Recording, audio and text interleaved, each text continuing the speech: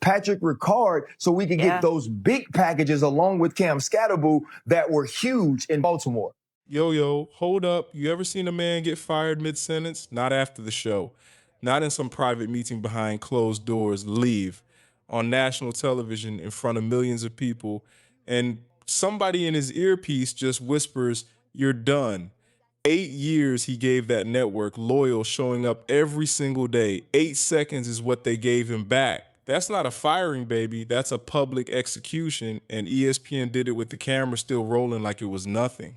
What's good? What's good? Welcome back to Cameron with podcast. We don't sugarcoat nothing here. We tell you what happened straight up. New here, hit subscribe, smash the bell, because today's episode is wild. Is wild. Everything I'm about to say is based on stuff already out there publicly, allegedly, reportedly. I wasn't in the building. You wasn't in the building.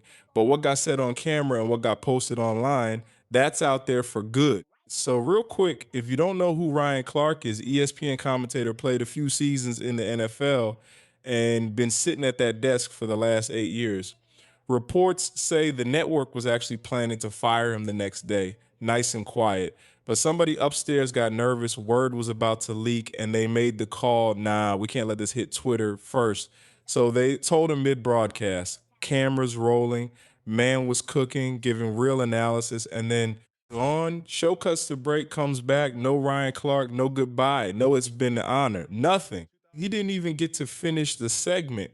8 years of loyalty, and this company couldn't respect him enough to let the man complete one sentence. Ricard so we could get those big packages along with Cam Scatterboo that were huge in Baltimore. Now, obviously, y'all asking the real question, was this just budget cuts or did Ryan Clark's mouth finally write a check ESPN wasn't trying to cash? Because let's be real, this man's been in a lot of controversy over the years, saying stuff that had fans in his mentions for days. So before we go any further, let's pull up the actual receipts and let y'all be the judge. Now you tell me, was that really about budget, or was somebody just waiting for the right excuse to pull the trigger? Brown, which is this number one wide receiver who got one target all night, and then you got CeeDee Lamb.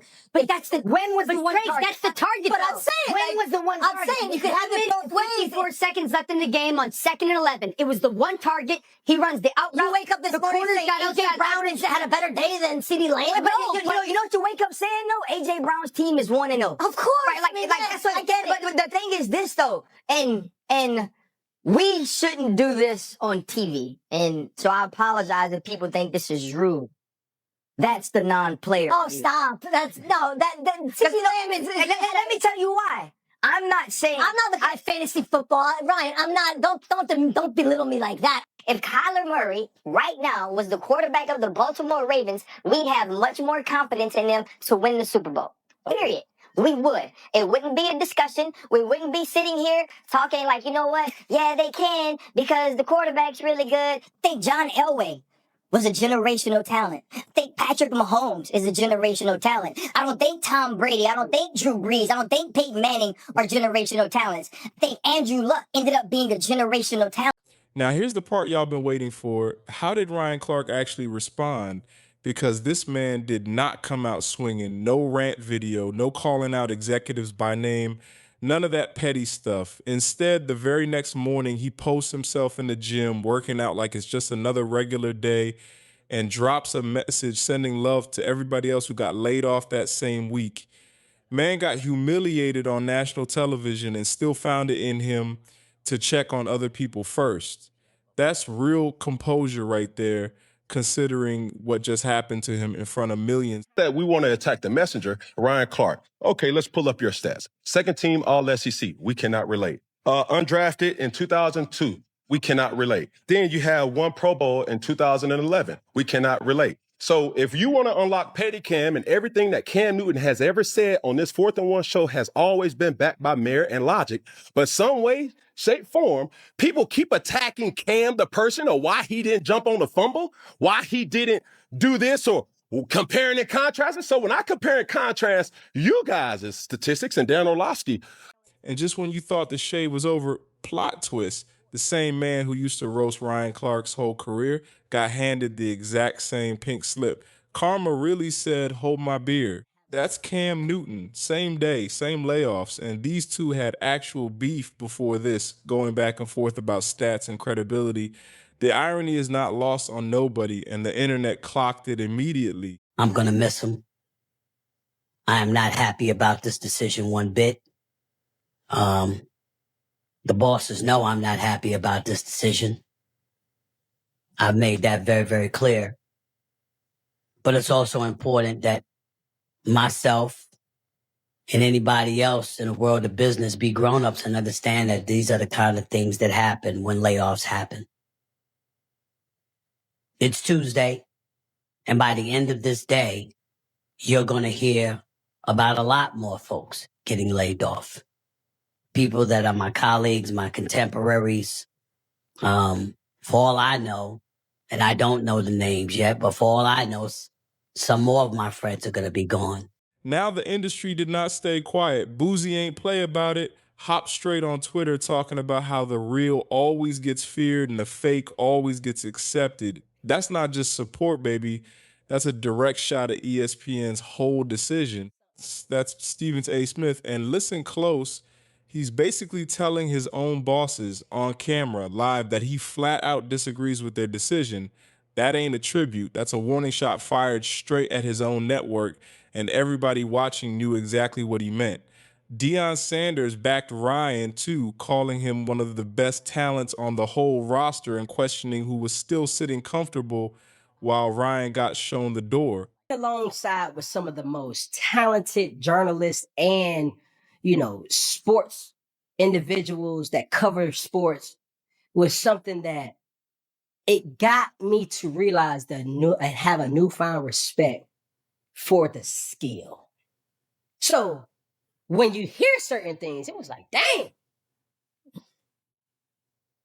that's messed up how they did Ryan. Hold on real quick. Hold on. Hey, you could go with it too. It's like, damn! You have to make light of something. Because for me, if this isn't a way for all athletes and even content creators to learn one important rule of the times that we live in right now. Mm-hmm. If you don't own your own platform, you're going to get overlooked, bypassed, and be extinct just like dinosaurs. Mm. Look at what's happening here. Okay. It's unfortunate what happened to Ryan Clark, but what I will tell you is this. Ryan Clark gonna be okay. The pivot ain't going nowhere. Yeah. It's unfortunate what happened to me, some would think, but I'm good. 4th and 1 ain't going nowhere. Funky Friday ain't going nowhere. That's Cam Newton reflecting on his own firing, and this is where it gets deep. He drops the line, if you don't own your own platform, you're going to get overlooked, bypassed, and extinct, just like dinosaurs. That line right there, that's the whole video in one sentence. This ain't just a Ryan Clark story no more. This is the beginning of a whole ESPN shakeup, and they cutting a lot more names than people realize. Do the work. Map out a real plan, and when that plan goes sideways, and it will, don't panic, because it was always going to have to adjust. Y'all don't control everything that happens to you, but you do control how you respond to it. That's the one thing this whole industry can never take from you. That's the real lesson sitting underneath all this mess. Could you give up-and-coming media personalities that are, whether it's sports or it's media? Yeah, I think just do the work. Okay. We're in a great time for us where you don't have to have the traditional linear ways of building content or building a brand, right? Like, there's people who get famous now for sitting in a seat and allowing people to watch them live life, but it takes dedication to sit in the seat for 8 hours. And I think it takes dedication to achieve anything. So if you truly want it, I think you map out a plan, and you try to follow that plan as closely as possible. And the advice would be is when that plan goes awry, when you have to sort of veer off of it or adjust it, don't panic because it had to adjust, right? We don't get to control everything, but we do get to control our reactions. We do get to control our responses. Make sure that response gets you going back in the right direction. So here's what I want to know. One, was this strictly a budget decision, Or did Ryan Clark's mouth finally cost him the bag after all these years? 2, with ESPN cutting names this fast, and everybody from Boosie to Stephen A to Dion speaking up, y'all think this shakeup is just getting started, or does it stop right here? Drop it below. I read every comment, and I will respond. Smash that like button, subscribe to Camera Podcast, and send this to somebody who still thinks this was just a simple layoff.